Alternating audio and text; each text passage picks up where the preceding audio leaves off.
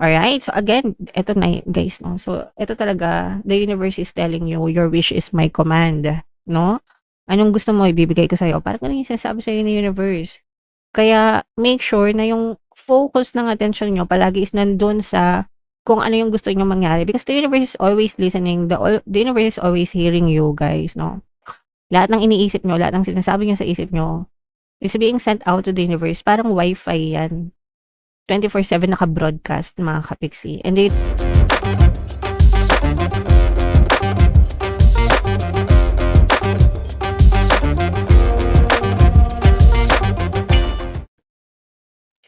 hello guys, hello. Virgo, welcome back to Pinoy Pixie tayo. Ang pamagat ng episode natin for tonight is story mo ba to? Ito ay isang timeless reading mga kapiksi. Para sa Virgo, Sun, Moon, Rising sign, and Venus. So, meron tayong dalawang set ng decks dito. Ito yung para sa life message and sa love life. So, unahin muna natin to, mga kapiksi. Life message para sa Virgo. Close up natin, guys. When there are questions you need assistance with, go inward. Sit with yourself.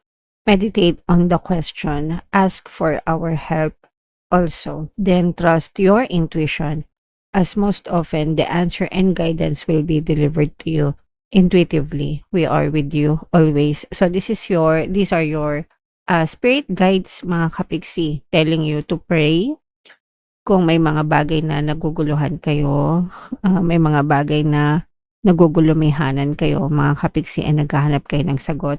Magdasal kayo and then listen to your intuition, kasi yung intuition natin, yun yung pamamaraan ng mga gabay natin mga kapiksi, para sagutin tayo, para madala tayo sa tamang landas na hindi natin ikapapahamak, guys. Okay, so yeah, pray and listen to your intuition, Virgo.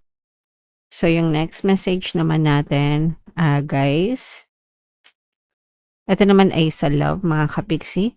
So we have balance.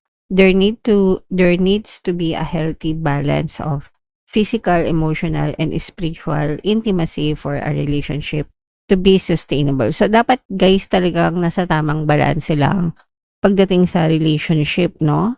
Kailangan equal palagi, kailangan balance palagi, kailangan healthy palagi, lahat ng aspeto, physical, emotional, spiritual, tsaka yung logical din, mga kapiksi.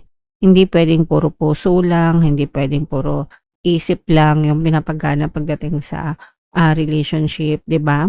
So lahat 'yan kailangan nasa tamang balanse para may harmony, para harmonious yung relationship nyo, para sustainable siya for long term, Virgo. Alright? Okay, so yeah, comment down below, Virgo, if feeling nyo nakaresonate kayo dyan sa mga messages na yan, guys. So, shuffle natin to, Virgo. Hanapin natin yung energy ninyo habang sinashuffle ko to, guys. Panoorin nyo muna yung video natin regarding sa ating paano mag-manifest ng abundance video course. Kapiksi, sawa ka na ba sa mga struggles at hirap sa buhay mo? Masipag ka ba at masikap sa buhay ngunit hindi ka pa rin umaasenso? Ilang beses ka na bang nag-attempt magnegosyo at mag-invest pero palagi ka pa rin nalulugi? Sa pagkakataon na ito ay maaaring may subconscious beliefs ka na nagiging balakid sa iyong pag-unlad at pagyaman. Introducing, paano mag-manifest ng abundance video course. Dito ay matututunan mong ma-overcome ang mga balakid mo para tuluyan ka ng umunlad, umasenso, sumagana, maging matagumpay, successful at maswerte sa iyong kabuhayan, pera, trabaho, negosyo sa lapi at kaperahan ng bonggang-bongga. Dali, mag-send na ng email sa pinoypixie@gmail.com at simulan na ang iyong pagyaman ngayon. Alright, so sa lahat ng gusto mag-avail ng course, guys, meron tayong paano mag-manifest ng abundance video course, paano mawala ang third party at magkaroon ng harmonious na relationship, paano pabalikin si ex, revise breakup. Sa mga interesado, guys, mag-send lang kayo ng email sa pinoypixie@gmail.com. And sa mga naghahanap ng pampaswerte, guys, meron tayong money shaker jar. Ito, guys, no? Super liit na bote, pero super effective, super powerful, mga kapiksi. At saka ito. So, sa mga gustong swertehin, guys, ito yung ating WhatsApp number. I-chat nyo lang ako dyan, guys. So, Virgo, kayo ay na-represent ng Mother of Pens. Kung ano lang yung makaresonate sa inyo, guys, take that message. So, ito guys, meron kayong mga kailangang pagdesisyonan. Ito yung mga kailangan yung pagdesisyonan guys, yung magiging next step nyo sa buhay nyo, no? Parang pinag-iisipan nyo kung anong action yung iti-take nyo, guys. So, syempre, timbangin nyo munang mabuti, di ba? Sabi nga dito kung kailangan nyong magdesisyon, kung nagugulumihanan kayo, magdasal and listen to your intuition. And if you need to decide, timbangin nyo mabuti guys yung mga pros and cons ng mga bagay. And just tell yourself always na everything is always working out in my favor. Okay? Para talaga kahit ano pa yung maging desisyon nyo, palagi maging pabor sa nyo yung sitwasyon, mga kapiksi. Okay? Alright. And ito guys, no, may mga magagandang kontrata, mga magagandang transaksyon, negosasyon, mga malalaking projects yung maaaring dumating sa inyo, mga magagandang offer din, mga kapiksi. And for some of you guys, kung meron din kayo mga pinaglalaban na mga legal matters, legal battle guys, no? Maaaring maging pabor din sa inyo yung mga sitwasyon, mga kapiksi. So, i-main nyo na guys yung mga magagandang offer na yan. Guys. And ito guys, this is a very positive set of energies kasi ibig sabihin you are being very compassionate right now na nagiging inspirasyon kayo sa ibang tao, nakakatulong kayo sa ibang tao, nagiging blessing kayo sa ibang tao. Yung iba sa inyo, parang sumasandal sila sa inyo, not in a bad way, pero in a good way. Nakakapagdala kayo ng warmth and inspiration sa ibang tao, mga kapiksi. So, pagpatuloy nyo yan kasi nakakatulong kayo, malaking bagay yung naitutulong nyo sa ibang tao, hindi nyo lang alam, especially pagdating sa healing part guys, no? So, ipagpatuloy nyo yan kasi marami kayong natutulungan na ibang tao, mga kapiksi. And these are your manifestations guys, no? You will soon see evidences sa physical reality nyo ng mga bagay na minamanifest nyo. And it's always true as long as palagi yung nagfo-focus guys, no? Remember, when it comes to manifestation, you're always manifesting 24/7. And you can manifest bad and good things in your life. Depende sa kung anong focus nyo. So, make sure guys na palagi lang kayo mag-focus sa mga positive and sa mga magaganda na bagay para yun din yung ma-manifest nyo sa buhay nyo guys. No? Everything is your manifestation guys. Even the bad things, you're manifesting them. Kaya importante talaga na pinagbubuhusan nyo ng atensyon kung saan kayo nakafocus guys. Okay? Ayan, no? So, these are your dreams. These are your prayers being granted. Mga kapiksi. So, dasal-dasal lang talaga. Importante magdasal. Importanteng kumilos. And importanteng sabayan nyo ng positibong mental diet, mga kapiksi. Pero, the universe is always listening. Palagi nakikinig yan, guys, no? Only yan. So, yung pagdadasal, unlimited, guys, no? So, and sabi ko nga, the universe is always listening to you. So, make sure, guys, na you pray wholeheartedly. And you focus on your prayers, guys. Para talagang maabot nyo yung mga pangarap nyo sa buhay. Mga kapiksi. Okay? So, this is about healing, guys, no? So, ibig sabihin, nagiging ma-okay yung pakiramdam nyo, nagiging maayos yung pakiramdam nyo, mga kapiksi, sa nagiging ma-okay yung sitwasyon nyo, yung kalagayan nyo sa kahit anong aspeto ng buhay nyo, mga kapiksi, no? Sa pag-ibig, sa kaperahan, sa trabaho, sa kabuhayan, in general.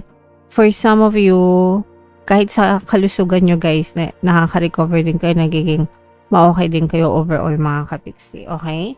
This is a very nice message, guys, and basta mag-focus lang kayo sa healing nyo and on your recovery, makakabangon at makakabangon din kayo of Virgo. For some of you naman, this is a lot of stress, guys, no? yung iba dito naka-focus and ito yung magiging dahilan. Una, para ma-delay yung mga manifestation nyo. Pangalawa, mahihirapan kayo guys na makarecover kung palagi kayo nag-overthink mga kapiksi. So, kailangan nyo itong bawasan and para mabawasan to, kailangan nyong i-divert yung attention nyo sa mabubuti at magagandang bagay.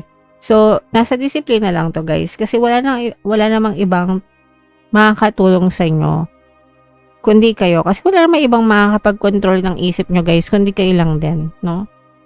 Even if mag-advise yung mga tao sa paligid mo, mga kaibigan mo, kapamilya mo guys, no? Pero kung hindi ka rin naman magkakaroon ng disiplina para ayusin yung pattern of thoughts mo, hanggang advice lang yung mabibigay sa'yo ng ibang tao. Okay? Right. Ayan, so, even if you feel like giving up, don't, mga kapiksi, kasi maraming taong nagmamahal sa'yo, maraming, you are surrounded with love, mga kapiksi. So, hindi ka nag-iisa, you're not alone, you were never alone, and you will never be alone, mga kapiksi. Dito sa energy na to, mararamdaman mo yung pagmamahal ng ibang tao sa'yo. And maraming nagmamahal sa'yo talaga, Virgo. Okay? Alright? So again, eto na guys, no? So, eto talaga, the universe is telling you, your wish is my command. No? Anong gusto mo, ibibigay ko sa'yo. Parang ganun yung sinasabi sa'yo ni universe. Kaya, make sure na yung focus ng attention nyo palagi is nandun sa kung ano yung gusto nyo mangyari. Because the universe is always listening. The universe is always hearing you, guys, no? Lahat ng iniisip nyo, lahat ng sinasabi nyo sa isip nyo, is being sent out to the universe. Parang wifi yan. 24/7 naka-broadcast, mga kapiksi. And the universe always picks it up. Kaya make sure na yung iba-broadcast nyo is palaging yung desire nyo, yung gusto nyo mag-manifest, guys. Huwag kayong magba-broadcast ng mga problema. Huwag kayong magba-broadcast ng mga hanash sa buhay, guys. Kasi kapag iniisip nyo yun, nababroadcast yun kay universe and isipin ni universe, gusto pala nito ng problema kasi palagi niya iniisip. So, bibigyan ko to ng maraming problema. 'Di ba? So, guys, focus on your dreams, focus on your desires because the universe will definitely answer your prayers, mga kapiksi. Okay? So, again, the universe will say, your wish is my command, and kukunin lang yan sa isip nyo, mga kapiksi, no? Dun lang.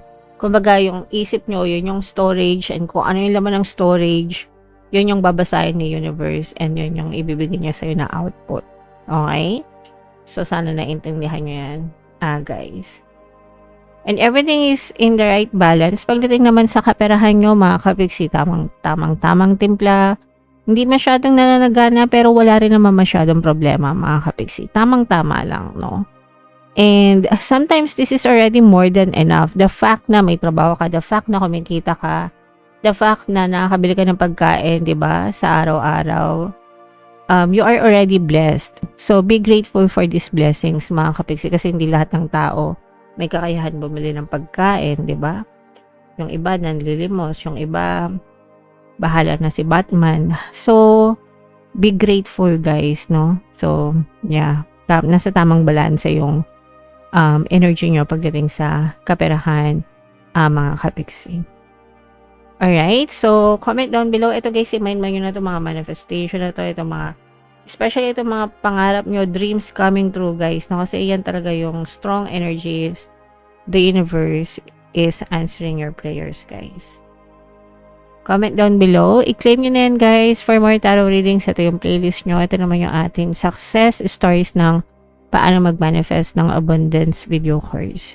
Panoorin nyo itong video natin, guys, about money shaker jars. Thank you for liking, sharing, and subscribing. See you next time. I love you all, guys. Have a nice day. Bye-bye.